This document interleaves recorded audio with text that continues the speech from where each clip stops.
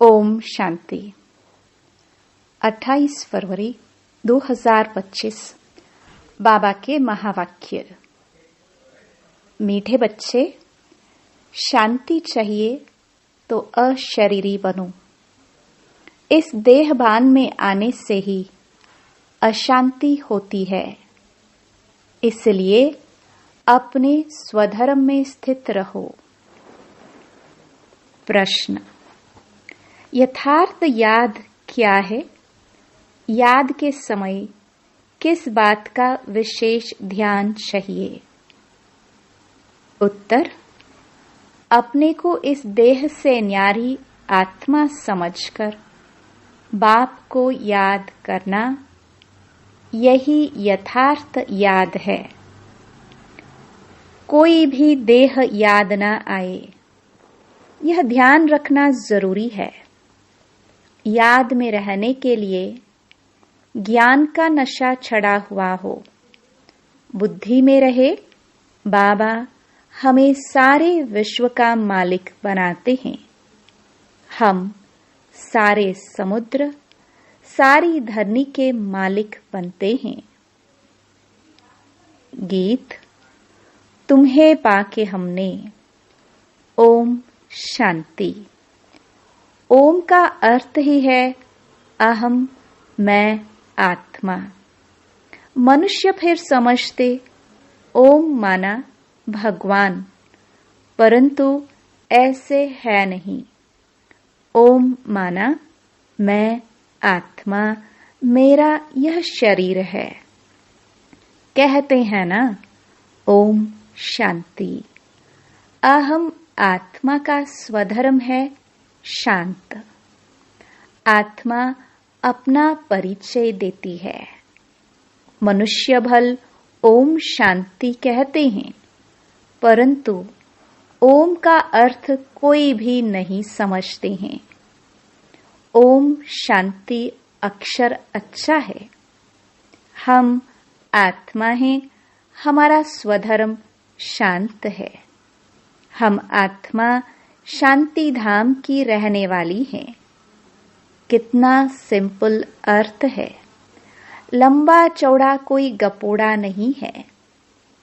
इस समय के मनुष्य मात्र तो यह भी नहीं जानते कि अभी नई दुनिया है व पुरानी दुनिया है। नई दुनिया फिर पुरानी कब होती है? पुरानी से फिर नई दुनिया कब होती है? यह कोई भी नहीं जानते। कोई से भी पूछा जाए दुनिया नई कब होती है और फिर पुरानी कैसे होती है, तो कोई भी बता नहीं सकेंगे। अभी तो कलयुग पुरानी दुनिया है। नई दुनिया सतयुग को कहा जाता है। अच्छा, नई को फिर पुराना होने में कितने वर्ष लगते हैं, यह भी कोई नहीं जानते। मनुष्य होकर यह नहीं जानते, इसलिए इनको कहा जाता है जानवर से भी बदतर। जानवर तो अपने को कुछ कहते नहीं। मनुष्य कहते हैं हम पतित हैं, हे पतित पावन आओ, परंतु उनको जानते बिल्कुल ही नहीं। पावन अक्षर कितना अच्छा है।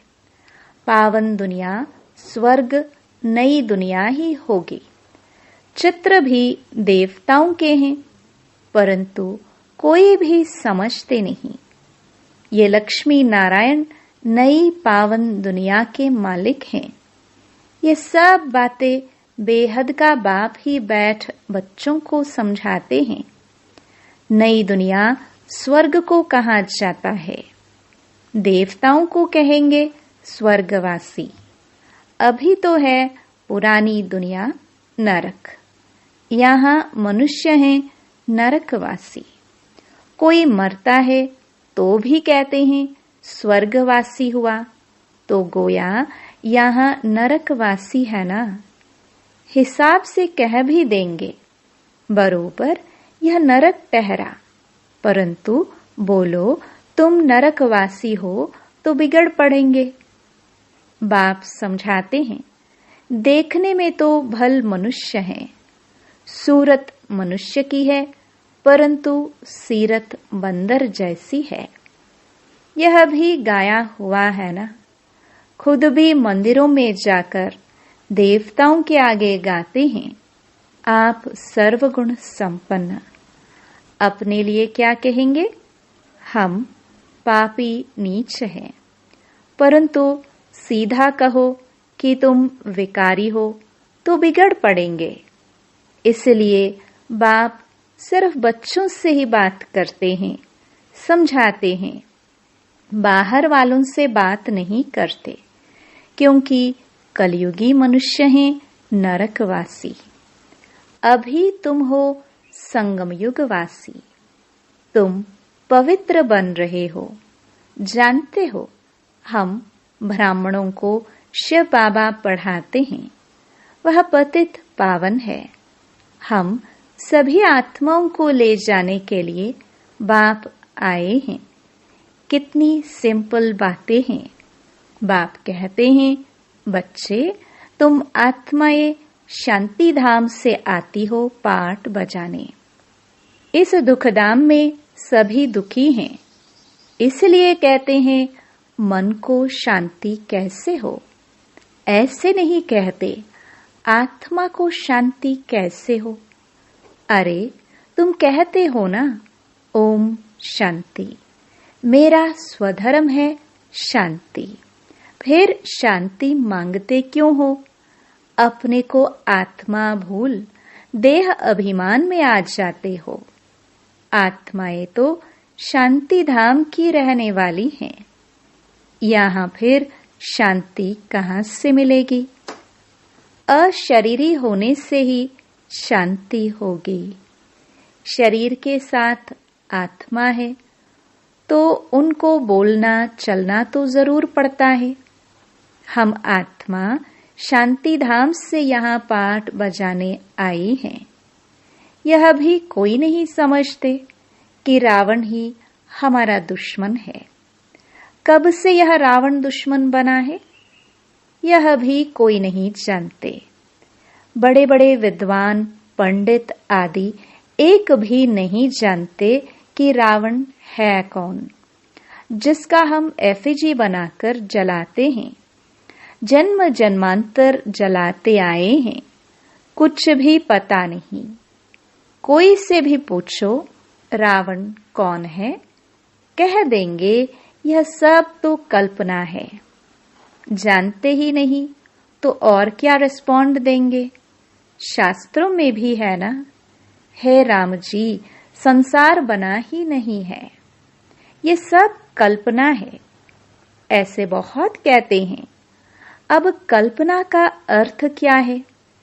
कहते हैं यह संकल्पों की दुनिया है। जो जैसा संकल्प करता है वह हो जाता है। अर्थ नहीं समझते। बाप बच्चों को बैठ समझाते हैं। कोई तो अच्छी रीति समझ जाते हैं, कोई समझते ही नहीं है। जो अच्छी रीति समझते हैं उनको सगे कहेंगे, और जो नहीं समझते हैं वह लगे, अर्थात सौतेले हुए। अब सौतेले वारिस थोड़े बनेंगे। बाबा के पास मातेले भी हैं तो सौतेले भी हैं। मातेले बच्चे तो बाप की श्रीमत पर पूरा चलते हैं, सौतेले नहीं चलेंगे। बाप कह देते हैं यह मेरी मत पर नहीं चलते हैं, रावण के मत पर हैं। राम और रावण दो अक्षर हैं, राम राज्य और रावण राज्य। अभी है संगम। बाप समझाते हैं ये सब ब्रह्मा कुमार कुमारियां शिव बाबा से वर्षा ले रहे हैं। तुम लेंगे, श्रीमत पर चलेंगे? तो कहते हैं कौन सी मत? बाप श्रीमत देते हैं कि पवित्र बनो। कहते हैं हम पवित्र रहे, फिर पति ना माने तो मैं किसकी मानूं? वह तो हमारा पति परमेश्वर है, क्योंकि भारत में यह सिखलाया जाता है कि पति तुम्हारा गुरु, ईश्वर आदि सब कुछ है, परंतु ऐसा कोई समझते नहीं है। उस समय हाँ कर देते हैं, मानते कुछ भी नहीं है, फिर भी गुरुओं के पास मंदिरों में जाते रहते हैं।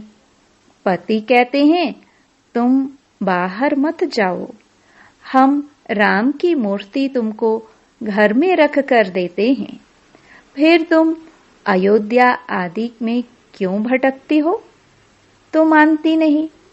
ये है भक्ति मार्ग के धक्के। वह जरूर खाएंगे, कभी मानेंगे नहीं। समझते हैं वह तो उनका मंदिर है। अरे तुमको याद राम को करना है कि मंदिर को? परंतु समझते नहीं। तो बाप समझाते हैं, भक्ति मार्ग में कहते भी हो, हे भगवान आकर हमारी सद्गति करो, क्योंकि वह एक ही सर्व का सद्गति दाता है। अच्छा, वह कब आते हैं यह भी कोई नहीं जानते। बाप समझाते हैं, रावण ही तुम्हारा दुश्मन है। रावण का तो वंडर है, जो जलाते ही आते हैं लेकिन मरता ही नहीं है। रावण क्या चीज है यह कोई भी नहीं जानते। अभी तुम बच्चे जानते हो, हमको बेहद के बाप से वर्षा मिलता है। शिव जयंती भी मनाते हैं, परंतु शिव को कोई भी जानते नहीं है। गवर्नमेंट को भी तुम समझाते हो, शिव तो भगवान है, वही कल्प कल्प आकर भारत को नरकवासी से स्वर्गवासी, बैगर से प्रिंस बनाते हैं, पतित को पावन बनाते हैं। वही सर्व के सद्गति दाता है। इस समय सभी मनुष्य मात्र यहाँ हैं। क्राइस्ट की आत्मा भी कोई न कोई जन्म में यहाँ है, वापस कोई भी जा नहीं सकते। इन सब की सद्गति करने वाला एक ही बड़ा बाप है।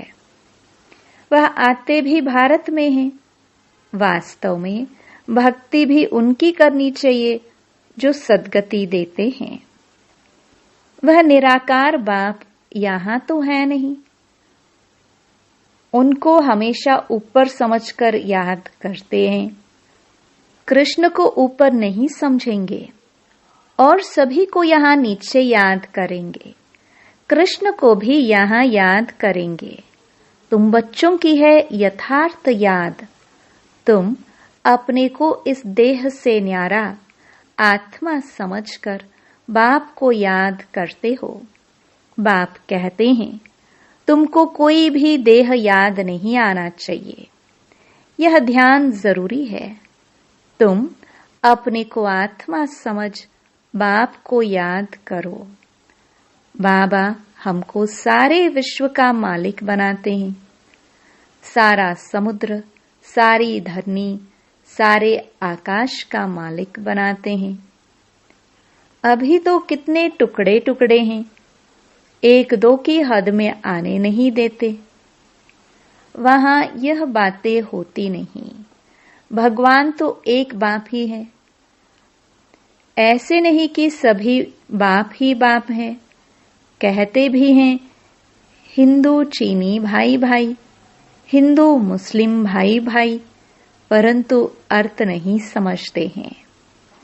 ऐसे कभी नहीं कहेंगे हिंदू मुस्लिम बहन भाई, नहीं, आत्माएं आपस में सब भाई भाई है, परंतु इस बात को जानते नहीं है। शास्त्र आदि सुनते सत सत करते रहते हैं, अर्थ कुछ नहीं। वास्तव में है असत्य, झूठ। सचखंड में सच ही सच बोलते हैं, यहाँ झूठ ही झूठ है। कोई को बोलो कि तुमने झूठ बोला तो बिगड़ पड़ेंगे।